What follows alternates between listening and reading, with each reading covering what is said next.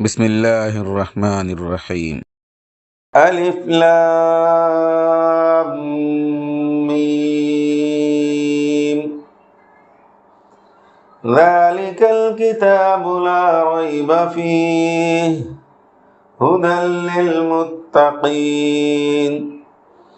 الذين يؤمنون بالغيب ويقيمون الصلاة ومما رزقناهم ينفقون والذين يؤمنون بما أنزل إليك وما أنزل من قبلك وبالآخرة هم يوقنون أولئك على هدى من ربهم وأولئك هم المفلحون إن الذين كفروا سواء عليهم أأنذرتهم أم لم تنذرهم لا يؤمنون ختم الله على قلوبهم وعلى سمعهم وعلى أبصارهم غشاوة ولهم عذاب عظيم لله ما في السماوات وما في الأرض وإن تبدوا ما في أنفسكم أو تخفوه يحاسبكم به الله فيغفر لمن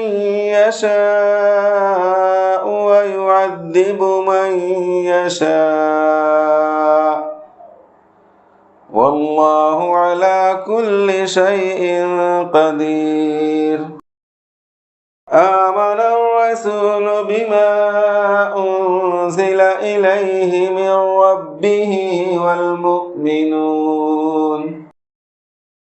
كل آمن بالله وملائكته وكتبه ورسله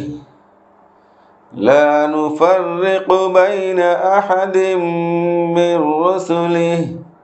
وقالوا سمعنا وأطعنا غفرانك ربنا وإليك المصير لا يكلف الله نفسا إلا وسعها لها ما كسبت وعليها ما اكتسبت ربنا لا تؤاخذنا إن نسينا أو أخطأنا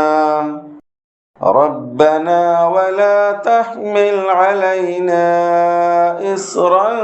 كما حملته على الذين من قبلنا ربنا ولا تحملنا ما لا طاقة لنا به واعف عنا واغفر لنا وارحمنا أنت مولانا فانصرنا على القوم الكافرين